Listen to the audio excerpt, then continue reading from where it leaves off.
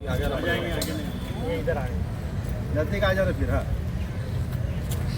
आज जामनेर तालुका में जो बेटावद के सुलेमान खान के साथ जो दुखद घटना हुई, उस घटना की नोंद अल्पसंख्यक आयोग ने भी ली। अल्पसंख्यक आयोग के अध्यक्ष प्यारे खान साहब, माजी मंत्री अब्दुल सत्तार साहब की तरफ से निर्देश थे कि वहाँ पर जामनेर में जाके इस परिस्थिति का आढावा लिया जाए और उस पीड़ित कुटुंब के साथ हम लोग सब खड़े ये उनको आश्वस्त किया जाए। उसके लिए मैं, शेख वसीम और हमारे सदस्य डॉक्टर अहमद शरीफ साहब देशमुख, हम दोनों ने यहाँ पर आकर पहले पीड़ित कुटुंबों को मुलाकात की, उनको आश्वस्त किया कि हम लोग उनके साथ खड़े हैं। उनके साथ जो घटना घटी है वो घटना की भरपाई कोई नहीं कर सकता, पर एक थोड़ी मदद उनको हो जाए, इसलिए आयोग की तरफ से गवर्नमेंट को हम लोग 5 लाख रुपए की आर्थिक मदद के लिए भी सिफारिश की है। और साथ ही यहाँ के एसपी रेड्डी सर और कलेक्टर प्रसाद सर से भी उस गंभीर विषय में चर्चा की कि दोबारा ऐसी कोई घटना ना हो, जो समाज कंटक, जो क्रूरता वाले लोग उसके पीछे है, उनके ऊपर कड़ी से कड़ी कार्रवाई हो और इसके अंदर का कोई भी जो गुनहगार इसके अंदर है वो गुनहगार इसमें से ना छूट पाए, इसके लिए कड़ी कार्रवाई करने के लिए निर्देश आयोग की तरफ से सम्माननीय जो एसपी साहब है रेड्डी साहब को दिए गए हैं। और उन्होंने भी आश्वस्त किया है कि किसी भी किस्म की इसके अंदर दिरंगाई नहीं होगी और जो भी इसके अंदर गुनहगार है उन सब के ऊपर कड़ी से कड़ी कार्रवाई होगी, ताकि जलगांव जिले में और महाराष्ट्र में भी ऐसी घटना दोबारा ना हो। अस्सलाम वालेकुम रहमतुल्लाहि व बरकातहू। आज यहाँ जामनेर में जो एक दुखद घटना हुई और जिस अमानुष तरीके से बच्चे को मारा गया, तो उसका ब्यौरा सबका सब एसपी साहब को बताया गया कि ये संतोष देशमुख वाली उससे भी संगीन ये घटना हुई, तो इन लोगों पर मौका लगाया जाए। अगर इनको ऐसा ही छोड़ दिया गया तो बाकी वारदातें भी होने के काफ़ी हद तक इम्कान हो सकते हैं आइंदा फ्यूचर में।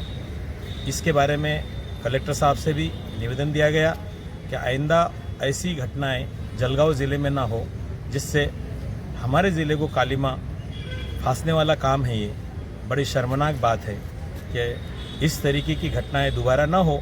इसके लिए दोनों अधिकारियों ने यहाँ आयोग में, मैं और शेख वसीम हमारे अध्यक्ष प्यारे खान के निर्देश से और माननीय माजी मंत्री साहब अब्दुल सत्तार साहब के निर्देश से यहाँ आए थे। और आज इन दोनों अधिकारियों से और साथ में हमारे फारूक साहब और बिट्टू भाई, ये सारे के सारे हजरात हमारे साथ जामनेर से भी बेचारे अपने काम धंधे छोड़कर यहाँ आए, इसलिए आयोग इनका शुक्रगुजार है। और अल्लाह करे कि आइंदा ऐसी कोई घटना ना हो।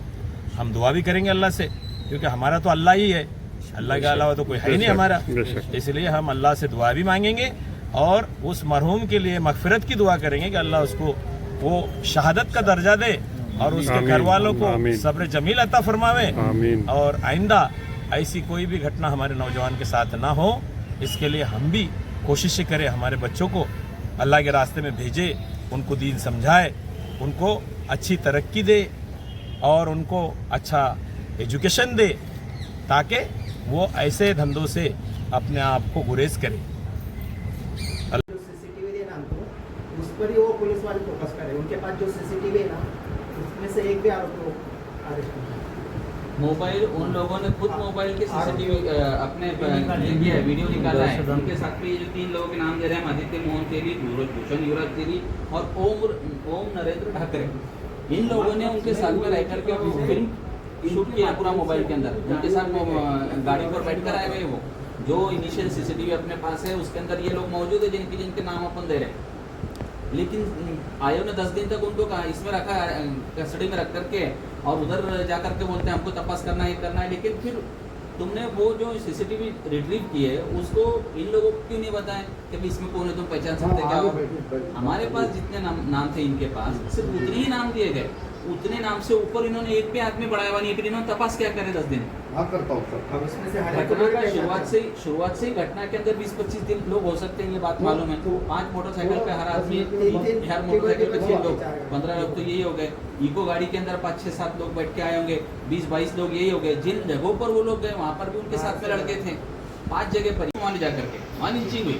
वहाँ से फिर जो है तो इन्होंने लेकर के रास्ते में आप जब गए तो आपको एक नौरंग ढाबा करके मिला होगा, वहाँ उसके पहले जो है तो रामवन करके जंगल जैसा इलाका है वो, वहाँ पर भी रोक करके मारपीट हुई। उसके बाद उन्होंने अंदर टान लिए और वो सारगांव जहाँ पर ये 3 लड़के वहाँ के रहने वाले उस इलाके में गए, वहाँ से और फिर उसके बाद बड़ी पेटावत यानी इनके गाँव से 3 किलोमीटर आगे दूसरा गाँव है, उसका भी नाम बेटावत है लेकिन उसको बड़ी बेटावत बोलते।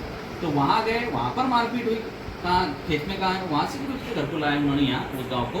अब जहाँ पर आपने गाड़ी रोकी होंगी चौक में शायद अगर आप गए होंगे तो बस वहीं पर उन्होंने उसका फिल्मी स्टाइल ऐसा बस फिल्मी स्टाइल। वहाँ गांव के लोग जो है तो बिल्कुल वहाँ पर जब जमा हुए, किसी भी जगह जमा हो सकते हैं जहाँ पर आपने गाड़ी रोकी वो तो चौकी जो उनका, जब गांव के लोग जमा हुए तो ये किसी फिल्म की तरह ऐलान कर रहे कि कोई बीच में नहीं आएगा करके, और जो आएगा हम वीडियो शूट कर रहे हैं, यहाँ से निकलने के बाद भी जो है तो हम आपको यानी उसको छोड़ेंगे नहीं, किसी ने मदद नहीं करना इनकी किसी भी किस्म की। तो जब वो बच्चा यानी अधमुआ हो गया बिल्कुल मरने जैसा, उसको मरे दाखिल छोड़कर मारकर उनको भी पीटे होकर भाग गए हो, उसके बाद जब ये आसपास के लोगों से बोल रहे हैं कि भाई हमको गाड़ी दो, हमको उसको दवाखाने में ले जाना, किसी ने मदद नहीं की। मुश्किल से इन्होंने मोटरसाइकिल पर 4 व्हीलर में डाल के, क्योंकि वो तो इस लायक नहीं था ना, एक आदमी अकेला एक इसको लेके जाएंगे, मोटरसाइकिल पर इन्होंने बैठाया है, वहाँ से 3 किलोमीटर दूर जामठी करके एक दूसरा है अपने ताल्लुक में गाँव नहीं, बोधोड़ ताल्लुक का गाँव है, वहाँ गए और वहाँ से गाड़ी करके जामने लाना पड़ेंगे। ये जुल्म है, यानी मरे हुए इतनी दहशत कि वो मरने वाले बंदे की जो है तो कोई मदद भी नहीं करेगा बाद में। पीआई डायरेक्ट वो आदमी खड़ा है ना पुलिस स्टेशन, तो पीआई मृत व्यक्ति के बारे में कमेंट कर रहा है उसके अंदर। आप उसकी बाइट देखो पीआई की, कि उसके मोबाइल में ऐसे अश्लील फोटो थे, ये थे। इसको कैसा आयोग का पता चल गया? आयोग जो समाज में कम्युनल राइट कराना चाहता है क्या? आयोग की भूमिका पूरी सस्पेक्टेड है। आयोग पूरे तहसील को जलाना चाहता था। आयोग का जो स्टेटमेंट है वो पूरे तहसील को आके उसमें ढकेलने का है। लिंचिंग को